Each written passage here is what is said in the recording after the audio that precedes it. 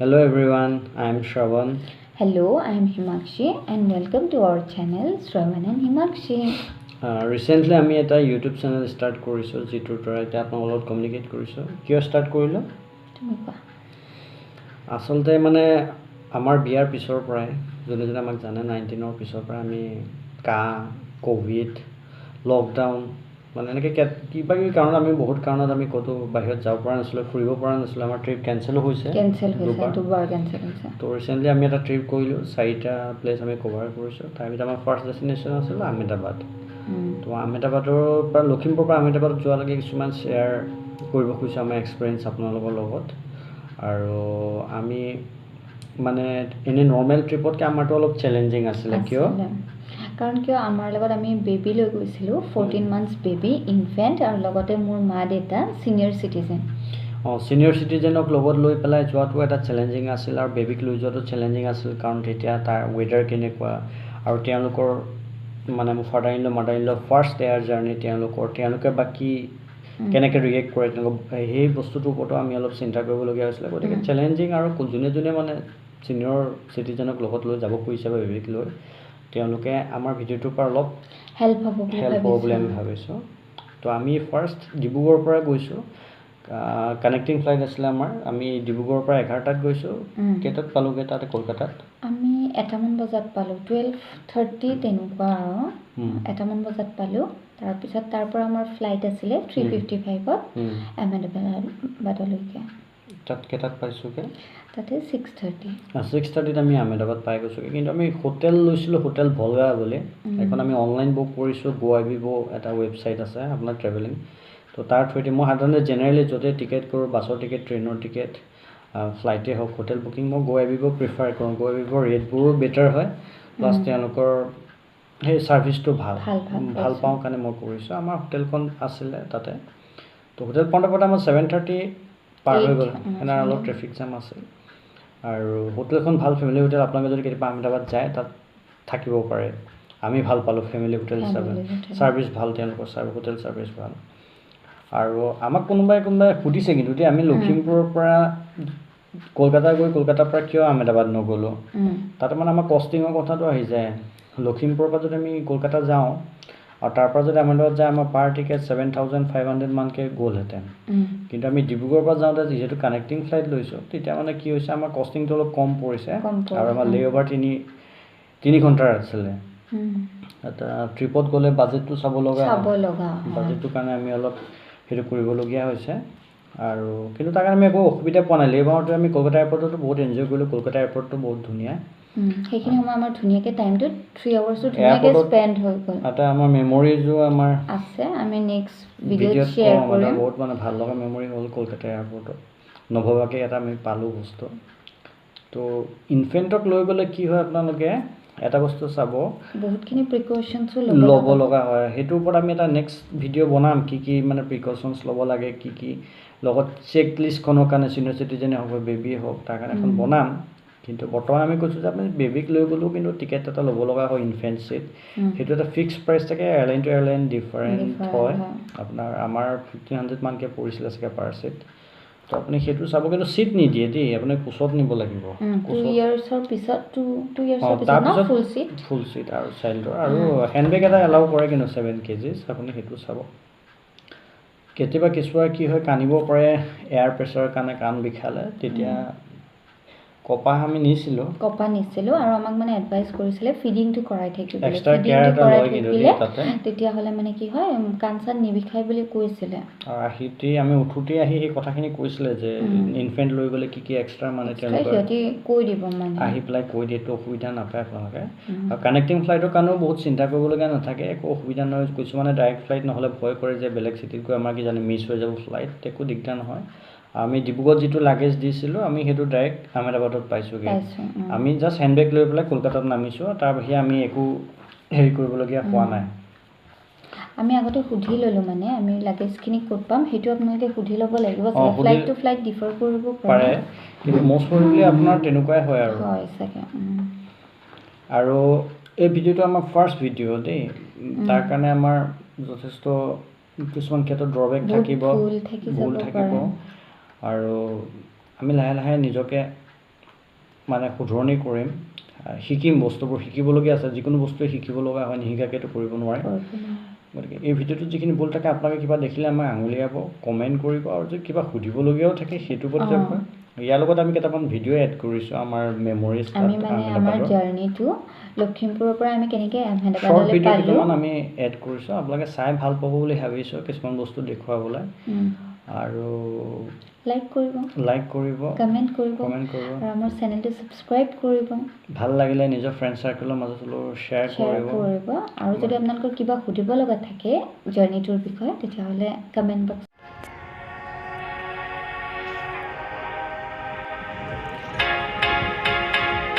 এই আমাৰ morning journey, ৰাতিপুৱা 5টা বজাত ওলাই গৈছিলোঁ। সোৱণশিৰি ব্ৰিজৰ ওপৰৰ ভিউ, মানে ঘন কুঁৱলী পৰি আছিল গোটেই ছেপ্টেম্বৰ মাহত। নেশ্যনেল হাইৱে টুৱাৰ্ডছ আমি ধেমাজি গৈ আছোঁ।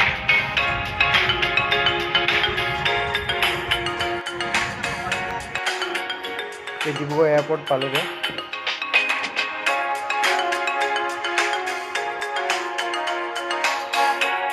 নটা বজাত ডিব্ৰুগড় গৈ পাইছোঁ আমি এয়াৰপৰ্টত।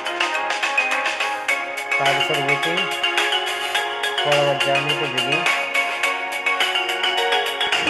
ক'ত আহিলোঁ?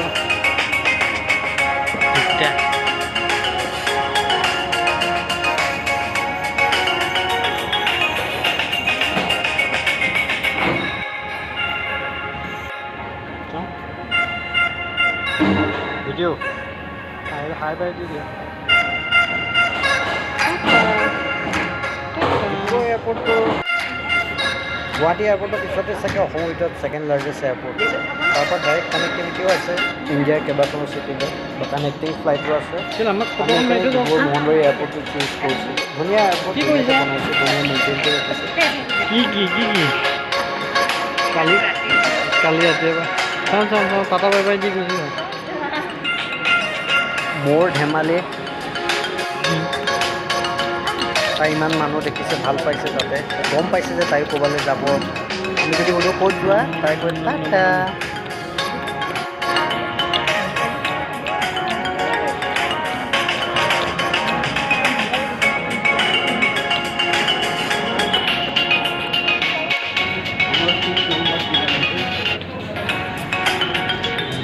ফাইনেলি আমি টাইম হ'ল 11টা বজাত উঠিবলৈ গৈছোঁ ফ্লাইটত। লাগে আপোনাক মাস্ক কম্পালচৰি আছিলে, মাস্ক লগাবই লাগিব।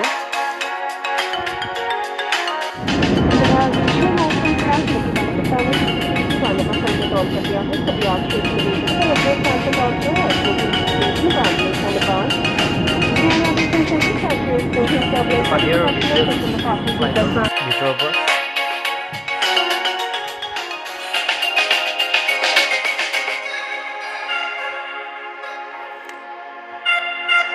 তলতে কলকাতা দেখা পাই আছোঁ আমি।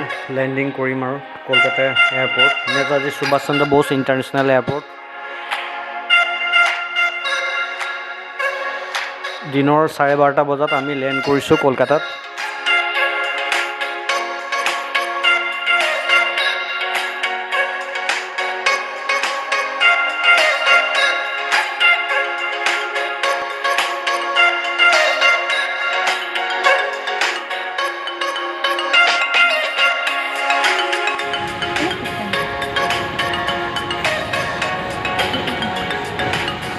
ফাইনেলি আমি কলকাতা এয়াৰপৰ্টত পালোহি।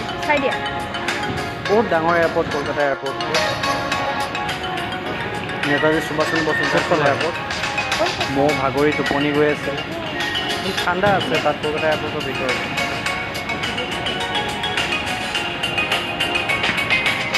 বাই বাই দি দিয়া।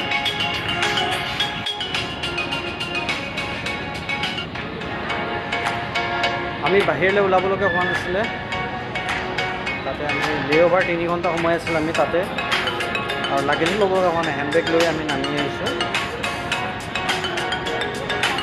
এইফালে আমাৰ কানেক্টিং আছিলে লাইনটোত, তাতে আমি কানেক্টিং ফ্লাইটৰ কাৰণে গৈছিলোঁ।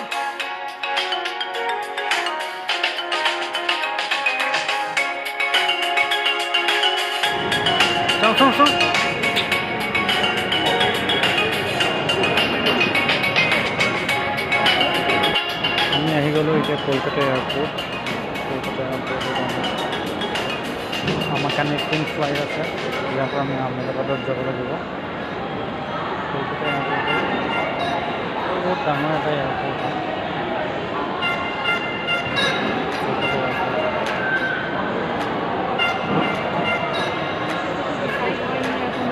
আমরা দেখ শেষ মুহূর্তে ডিসাইড করি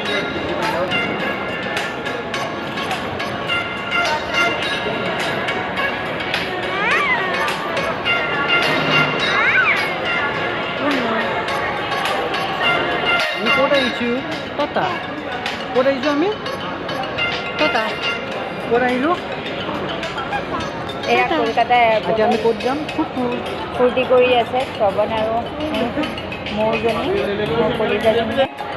এবাৰ যোৱা তাইও মানুহৰ দেখি মানে খুব ফূৰ্তি পাইছে, একেলগে ইমানবিলাক ক'ত মানুহ আহিছোঁ? দেখিছে। ক'ত আহিছোঁ? আমি ক'ত আহিছোঁ?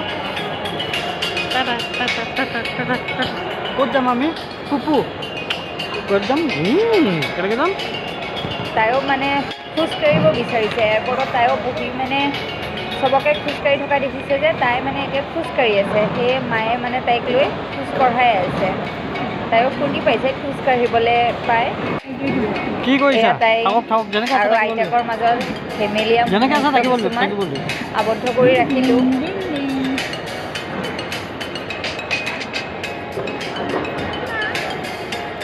হ'ব দেই।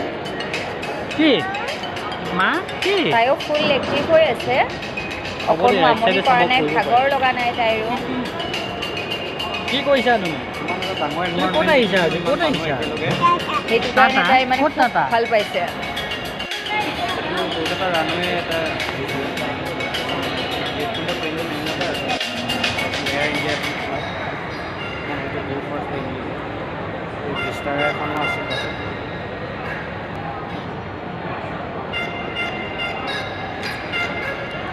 আমিও আমাৰ যাত্ৰা আৰম্ভ কৰিলোঁ। 6:30 আমি লেণ্ড কৰিলোঁ আহমেদাবাদ এয়াৰপৰ্ট। আমাক বাছেৰে লৈ গ'ল, লেণ্ডিঙৰ য'ত নামিলোঁ তাৰ পৰা এয়াৰপৰ্টলৈকে বেছি দূৰ নাছিলে, বাছত লৈ গ'ল, লৈ গৈছে।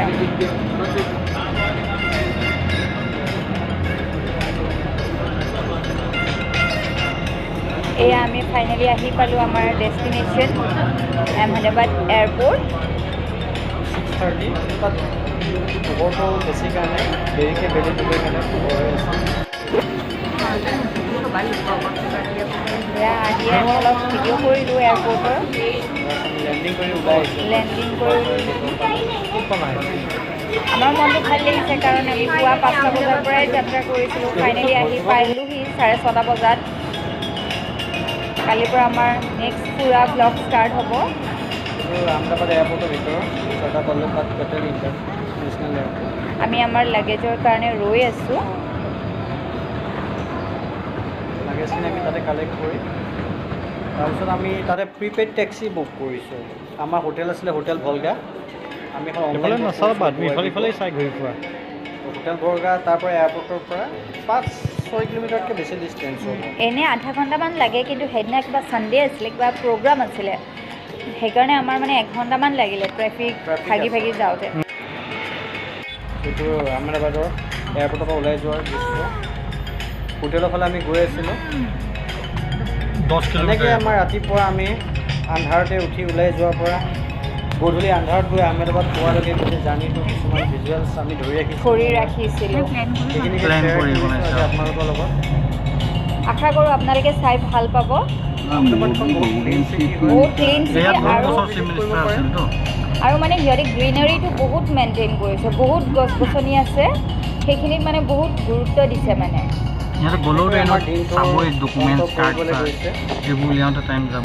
আমি হোটেল পামহি, হোটেল ভলগা। তাতে লাল দৰৱাজা বুলি কয়, প্ৰাইম লোকেশ্যন লাল দৰৱাজাৰ ওচৰতে আছে। হোটেলখন আমি ভাল পালোঁ, বহুত ভাল, ষ্টাফখিনি ভাল।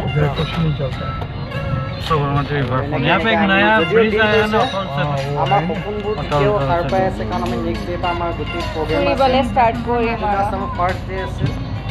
বাকীখিনি জেগাৰো আমি যিখিনি আমি অলপ অলপ ভিডিঅ' লৈছোঁ নেক্সট কেইটামান ভিডিঅ' বনাম দিম হোপ আপোনালোকে চাই ভাল পাব আপোনালোকে আমাক এনকাৰেজ কৰিলে ছাপোৰ্ট কৰিলে প্লিজ লাইক কৰিব কমেণ্ট কৰিব শ্বেয়াৰ কৰিব আৰু ছাবস্ক্ৰাইব চেনেলটো কৰিব ছাবস্ক্ৰাইব কৰিব আশা কৰোঁ সকলো ভালে আছে thank U for ৱাটছিং thank U for ৱাটছিং What are we talking about?